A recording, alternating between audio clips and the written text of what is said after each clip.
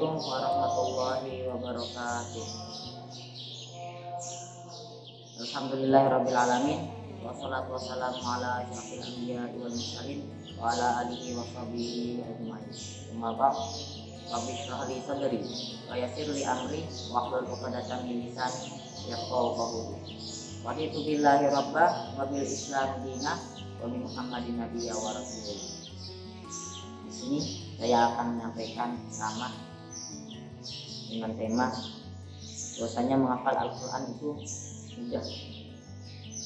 Allah Subhanahu wa taala berfirman, "Walaqad yassarnal Qur'an lidzikr fahal min muddakir." Dan sesungguhnya telah kami mudahkan Al-Quran untuk pelajaran, maka adakah orang yang mengambil pelajaran? Quran surah Al-Qamar ayat 17. Jadi menghafal Al-Quran itu mudah. Maksudnya dari ayat tersebut Allah SWT menjamin kita menghafal Al-Quran untuk selalu berusaha menghafalkan itu. Jadi ayat tersebut terdapat jaminan untuk dapat menghafalkan Al-Quran bagi yang berusaha menghafalkan. Imam Qurtubi dalam menjelaskan ayat tersebut menyatakan sebagai berikut. Artinya, aku Allah memudahkan menghafalnya dan membantu bagi yang berusaha menghafalnya. Adakah orang yang berusaha menghafalnya sehingga dimudahkan dalam menghafalnya? Lihat tafsir Al-Qurtubi surat Al-Qamar. Dan menghafal Quran ada pula kaidah-kaidah. Yang pertama, memilih waktu dan tempat yang tepat dan kondusif. Jadi kita beri jadwal kapan kita hafalan. Misalnya sehabis sholat, nah, kita optimis tuh, aku tidak akan bangkit, aku tidak akan bermain, aku tidak akan tidur sampai aku hafal. Nah, contohnya seperti itu. Terus memilih tempat yang tepat. Nah, kita pilih tempat yang tenang, menurut kita tenang, sunyi, supaya kita bisa fokus. Jangan kita pilih di tempat yang ramai, karena anak akan mudah menghafal Al-Quran dengan cara pendengaran. Yang kedua, mendahulukan bacaan yang benar, tajwid maksudnya, atas hafalan. Jadi kita menghafal Al-Quran dengan asal-asalan, percuma jika kita menghafal Al-Quran tapi asal-asalan. Al-Quran banyak memberi syafaat pada manusia di hari kiamat nanti, dan Al-Quran banyak melaknat manusia di hari akhir nanti. Karena apa?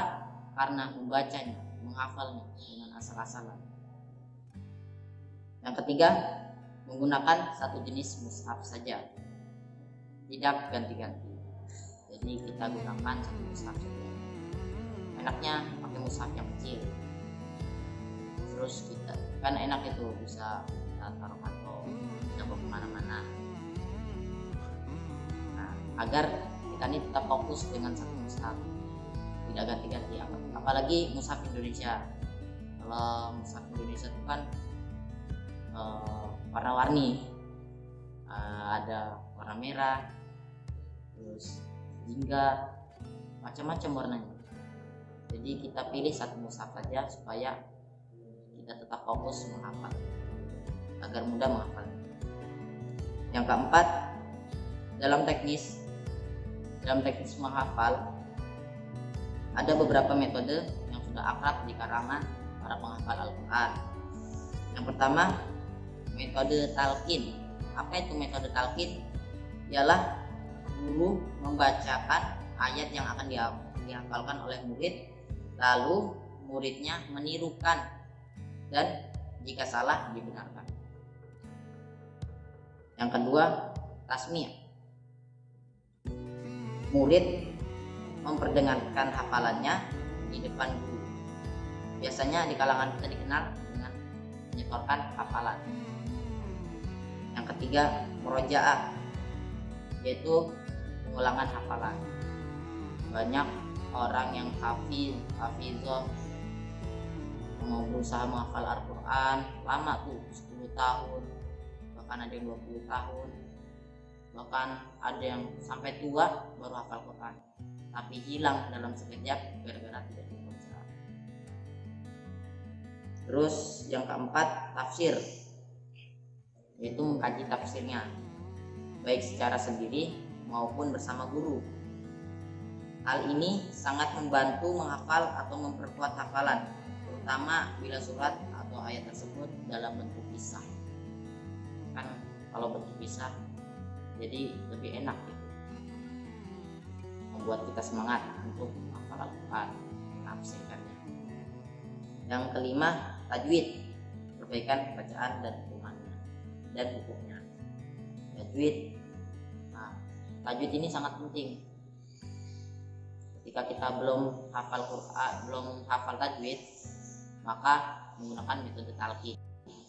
Tapi kalau sudah hafal, insya Allah bisa sendiri. Dan perlu keistiqomahan menghafal Al-Quran. Menghafal Al-Quran juga terdapat langkah-langkah teknis. Yang pertama, mencarikan pasangan dalam menghafal lebih baik daripada sendiri. Jadi menghafal Al-Quran bersama-sama lebih cepat daripada sendiri. Yang lain, yang satu nyimak, yang satu nyekol. Jadi kalau salah kan bisa dibenarkan. Yang kedua, berbanyak mendengarkan tilawah, baik secara bersama-sama maupun sendiri. Jadi ketika ada murotal, enak kita dengerin supaya hafalannya ini tetap kuat. Terus yang ketiga, diulangi berkali-kali sampai bacaan ayat tersebut mulai menempel di ingatan anak, di ingatan kita. Cara menghafal Al-Quran yang baik itu ialah mengulang-ulang bacaan tersebut. Kita ulang sampai 7 kali belum hafal, kita baca lagi sampai 10 kali belum hafal, sampai 20 kali sampai hafal, sampai ilmu tajwidnya dapat. Jadi tinggal kita tafsirkan. Yang keempat, utama untuk menghindarkan kebosanan, gunakan alat bantu seperti MP3, elektronik zaman sekarang, misalnya HP. Bukan hanya untuk main game. Jadi bisa juga untuk kita buka total, kita dengarkan. Insya Allah nggak perlu kita membaca, tapi cukup mendengarkan, kita bisa menghafal Quran. Terus nanti kita hafal. Terus kelima, rekamlah hasil hafalan atau bacaan anak yang terbaik. Untuk apa? Nah, nanti kita setel lagi tuh rekaman tersebut supaya anak ini jadi semangat dan rajin menghafal Al-Quran. Keenam, setelah dapat membaca, maka ayat atau surat yang akan dihafal segera difotokopi lalu ditempel di depan tempat sholat. Jadi kalau kita udah tahu bacaan tadi, panjang pendeknya, koribul Qurannya, tinggal tulis fotokopi, taruh di depan tempat kita sholat. Pas sholat, mau sholat wajib atau sholat sunnah, kita baca surahnya, surah itu aja, ayat-ayat itu aja sampai hafal. Nah, insya Allah akan melekat di otak kita. Yang selanjutnya, yang ketujuh, lakukanlah perlombaan menghafal Al-Quran, lomba tahfiz misalnya ada reuni keluarga, kita adakan tuh lomba hafalan, paling banyak hafalan yang pasti, terus penafsirannya. Nanti kalau dapat pemenangnya lebih enak. Jadi anak akan merasa senang, bahagia, tidak bosan menghafal Al-Quran.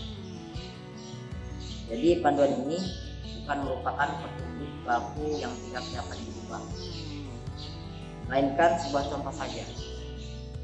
Silakan baca dan bandingkan dengan kitab Kaifa Tahfadz Quran oleh Yahya Abdul Razak, Al-Halakat Al-Quraniyah oleh Abdul Mufti. Wallahu a'lam bishawab. Sekian dari saya, mohon maaf atas kesiapan kata. Wassalamualaikum warahmatullahi wabarakatuh.